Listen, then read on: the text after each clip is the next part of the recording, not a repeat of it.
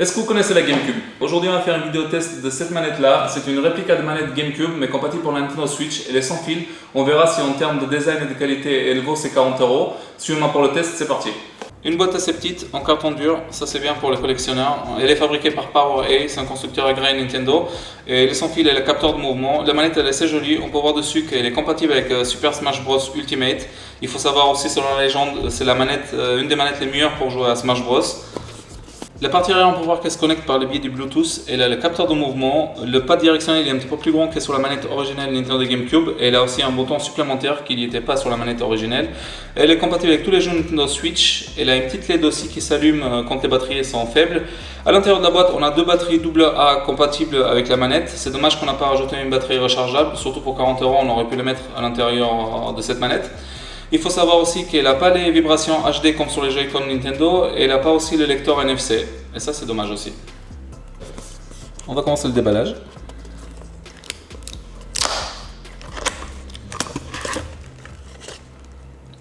À l'intérieur on peut voir les deux fils.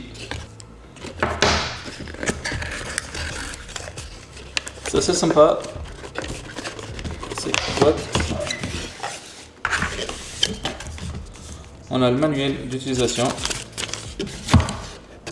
Il n'y a plus rien d'autre.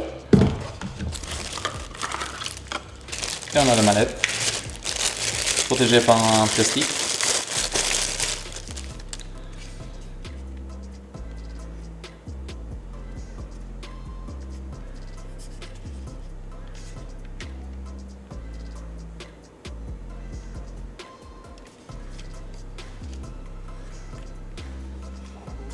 Assez jolie manette, la couleur elle est vraiment jolie en gold, j'aime beaucoup.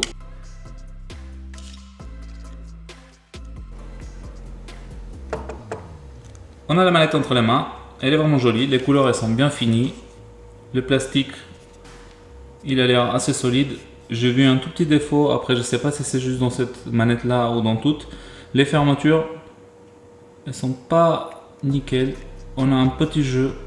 Après c'est pas dérangeant mais on le voit quand même, c'est pas nickel. En tout ce qui est bouton et joystick, on a vraiment les mêmes sensations que la manette originale. En tout ce qui est poids aussi pareil, vraiment les mêmes sensations. Je trouve que la croix directionnelle elle force un petit peu plus que sur la manette originale, mais c'est peut-être parce qu'elle est un petit peu plus grosse. Donc je sais pas. Aussi le revêtement en silicone un petit peu, ça peut être pour ça qu'on a ces sensations de force. On va synchroniser la manette à la Switch. On va voir si c'est simple. Il faut juste rester appuyé 3 secondes dans le bouton synchronisation. On voit la manette, elle commence à clignoter. On va donc changer le style. Et on attend qu'elle se synchronise. Voilà. Elle a été détectée directement. Et là, on appuie sur A.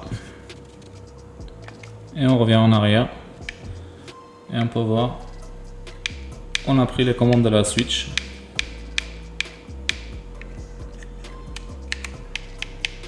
Ça fonctionne nickel. On va essayer quelques jeux.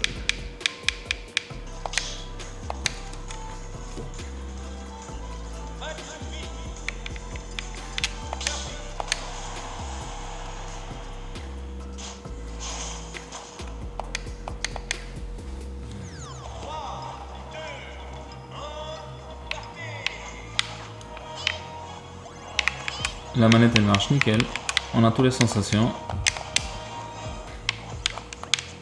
Dommage qu'on n'a pas les vibrations, après c'est pas dérangeant. C'est toujours un plaisir de jouer avec des manettes un petit peu old school. On retrouve un peu les sensations de l'époque. Et ça c'est très agréable, je pense qu'il y en a beaucoup entre nous qui aiment ces sensations. La Super Nintendo, la NES, la 64, c'est les consoles de toute une enfance.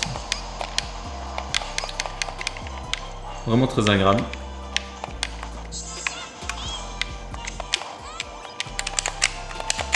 Je trouve aussi que les touches, ça force aussi comme la manette originelle aussi.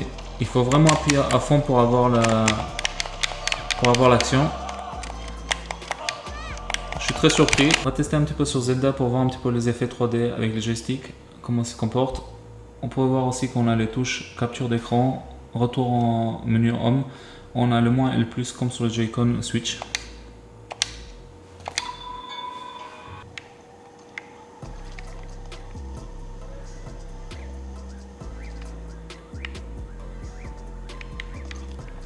La manette elle se comporte vraiment très bien. Il va falloir un petit peu de temps pour vous habituer par contre avec les boutons.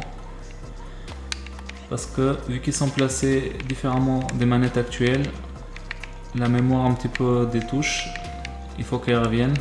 C'est vraiment pas très évident quand vous jouez la première fois depuis des années.